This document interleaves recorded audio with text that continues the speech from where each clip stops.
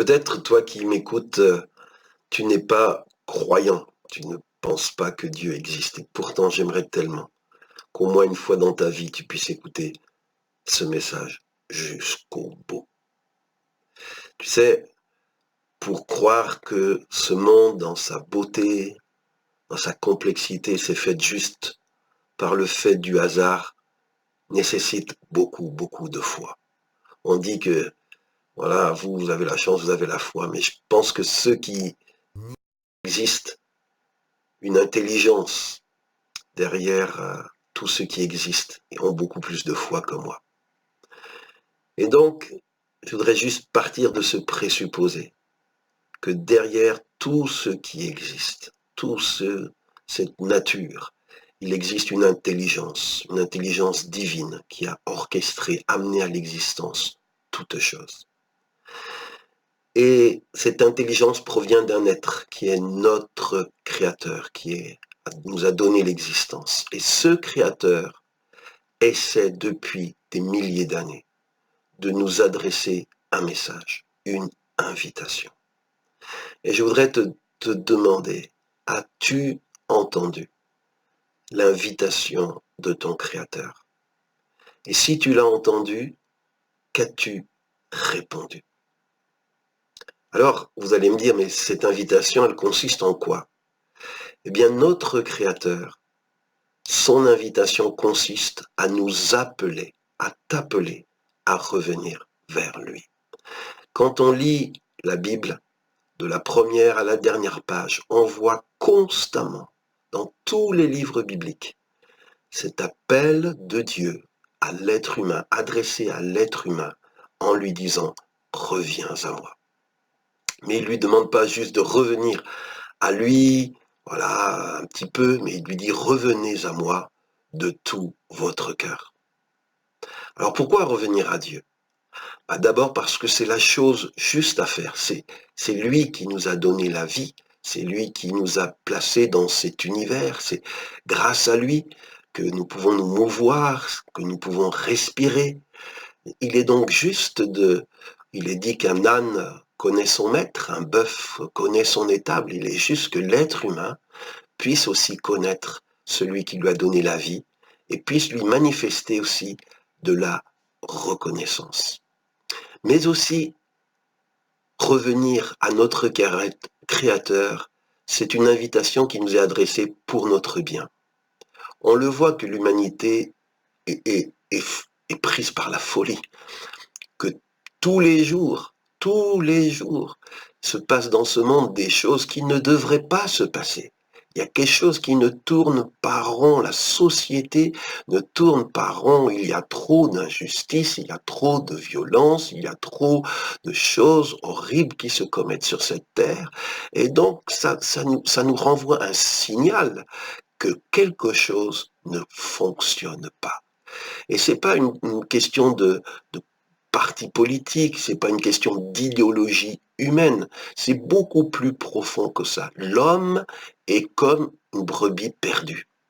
L'homme qui n'a pas de berger, l'homme qui n'a pas de relation avec son créateur, une relation de confiance, eh bien, est comme une brebis perdue qui erre et là, et nous voyons tous les jours les signes de notre errance. Et donc revenir à Dieu, c'est revenir à quelque chose qui est bon pour nous. C'est revenir à quelque chose qui va remettre notre vie sur les bons rails et nous aider à faire de bons choix. Ceci étant dit, maintenant je voudrais poser cette réflexion. Si je décide de revenir à Dieu, en quoi est-ce que revenir à Dieu, est-ce que ça va consister? Eh bien, dans la Bible, on voit que le retour à Dieu passe en premier par ce qui est appelé dans la Bible la repentance. C'est-à-dire revenir à Dieu va signifier qu'un être humain va comprendre que ses voies, son chemin n'est pas le bon et qu'il va décider de rebrousser chemin, de faire demi-tour. Donc revenir à Dieu, c'est choisir de renoncer à une vie égoïste, juste vivre pour soi, pour en mettre le plus dans sa poche, pour avoir le plus de plaisir possible, de pouvoir... voilà, non, ça c'est une vie juste pour soi. Mais Dieu nous demande de revenir à lui et de vivre par amour aussi pour lui, par amour aussi pour les autres, de pouvoir renoncer à ce qui est pervers, ce qui est injuste, ce qui est criminel, ce qui est mensonger. Et l'être humain, donc, va revenir à Dieu quand il est convaincu de péché, convaincu que, voilà, le mal est attaché à ma vie. Dans ma vie, j'ai dit des choses que j'aurais pas dû faire, que j'aurais pas dû dire. Il y a des choses que j'aurais dû faire, que j'ai pas pu faire. C'est trop tard. Cet être-là, bien aimé, est parti et il n'a pas reçu de ma part ce qui lui était dû. Et on en éprouve du regret. Mais le regret peut nous amener au remords, le remords peut nous ronger, peut nous amener à l'abattement, tandis que Dieu nous demande de venir à lui avec notre regret et de lui dire sincèrement, j'ai péché contre toi, Seigneur. J'ai péché contre mon prochain. J'ai péché peut-être contre moi-même en ne respectant pas assez ma personne, mon corps. Eh bien, je regrette cela et je décide de arrêter et de plus vivre pour servir le mal, de vivre pour servir le prince du mal, le diable, le prince des ténèbres, qui orchestre tant de choses dans ce monde aujourd'hui. Et quand on décide de tourner le dos au mal, eh bien, la deuxième chose, quand on revient à Dieu, c'est de nous tourner vers Jésus. Pourquoi? Parce que c'est que Jésus qui peut enlever le mal qu'on a commis. Il n'y a, dit la parole de Dieu, la Bible, sur cette terre, aucun autre nom, parmi tous les êtres humains par lequel nous puissions être sauvés que celui de Jésus. Jésus est celui que Dieu a choisi, il est celui que Dieu a envoyé pour nous délivrer, nous débarrasser, nous laver et nous purifier de nos péchés. Quand un être humain veut revenir à Dieu et qu'il reconnaît et admet ses torts et son péché, pour en être délivré, il doit se tourner vers Jésus. Jésus est le sauveur. Aujourd'hui, à Noël, il est dit, un sauveur vous est né. Et comment est-ce que Jésus nous sauve? Eh bien, il nous a sauvés en prenant sur lui notre péché, en prenant sur lui nos crimes, en prenant sur lui les conséquences et le salaire que méritent nos fautes. Et oui, en effet, Jésus, sur la croix, il est dit, a été fait péché, c'est-à-dire que notre péché a été transféré sur lui. Lui a souffert, il a été crucifié, son sang a coulé, non pas pour ses propres péchés, il était innocent, même ses adversaires l'ont reconnu, mais il portait le poids de nos fautes à chacun de nous. Et quand un être humain veut revenir à Dieu, regrette le mal qu'il a commis, se tourne vers Jésus en disant, Jésus, tu es mort pour moi. Jésus, tu as donné ta vie pour moi. Jésus, tu as versé ton sang pour le pardon de mes péchés. Quand quelqu'un fait cela, un miracle se passe dans sa vie et le sang de Jésus est appliqué alors à cette personne et sa faute va être enlevée. Voilà comment un être humain revient à Dieu. Alors pour toi qui m'écoute et qui a eu le courage peut-être de m'écouter jusque-là, qu'est-ce que tu vas répondre à l'invitation de Dieu? Un jour, oui, tu seras face à face à Dieu et Dieu te demandera, qu'as-tu fait de l'invitation que je t'avais adressée?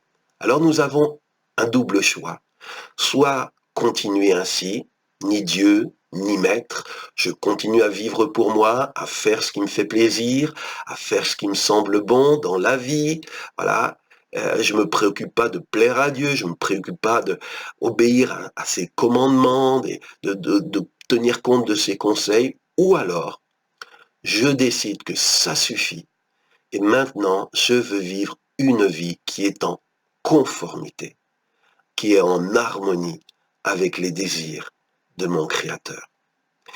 Et quand quelqu'un décide de répondre à l'invitation de Dieu, de revenir vers lui, en se repentant de ses péchés et en se tournant vers Jésus, eh bien, quand quelqu'un décide de faire cela, il faut que notre décision soit officialisée. Oui, que notre décision soit officialisée. Et le tampon qui officialise le retour de quelqu'un vers Dieu, vers son Créateur, c'est la cérémonie du baptême. Et on le voit dans le message de Jésus, celui qu'il nous a apporté de la part de Dieu, où il est écrit, nous le lisons dans l'évangile de Marc, chapitre 16, verset 16, où Jésus dit « Celui qui croira et sera baptisé sera sauvé ».